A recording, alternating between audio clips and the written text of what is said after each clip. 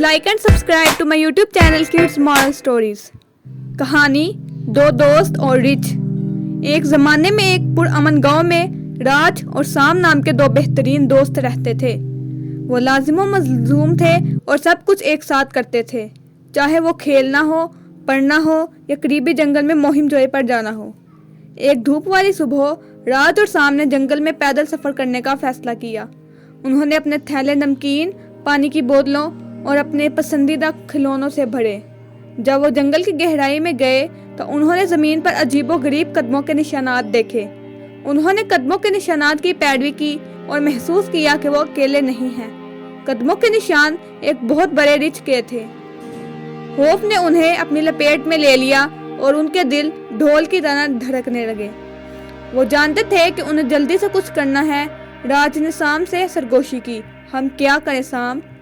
साम, जिसने स्कूल में रिच के बारे में पढ़ा था, उसने कहा, मुझे याद है कि मेरे उस्ताद ने हमें बताया था कि रिच आमतौर पर हमसे ज़्यादा डरते हैं जितना कि हम उनसे होते हैं। आइए कुछ अचानक हरकत ना करें। रिच अब सिर्फ चंद गज के फासले पर था और वो अपनी पिछली टांगों पर खड़ा दोनों दोस्तों के ऊपर खड़ा था। राज और साम धीरे धीरे पीछे हट गए, पुरसकून रहने की कोशिश की, लेकिन राज अपने खौफ पर काबू ना रख सका और जोर से चीखा। जवाब में रिच गरजने लगा। जैसे ही रिच उनकी तरफ बढ़ा, साम को एक ख्याल आया। वो जल्दी से नीचे झुक गया, एक झड़ी पकड़ी और मिट्टी में लकीर खींचने लगा। उसने राज से कहा, इस लाइन के पीछे खड़े हो जाओ और रिच को चिल्लाकर कहो, चले जाओ। राज ने जैसा कहा था वैसा ही किया। उसने चिल्लाकर कहा, चले जाओ रिच, चले जाओ। साम की तरफ से खींची गई लकीर के पीछे खड़े होते हुए उनकी हैरत की वजह से रिच अपनी पटरियों पर रुक गया और हैरत ज़दा नजर आया। ये एक लम्हे के लिए हिचकिचाया, फिर मुड़कर चला गया। राज और साम ने अपनी ज़मीन पर खड़े होकर और खौफ को हावी ना होने देते हुए कामयाबी के साथ रिच को डरा दिया था।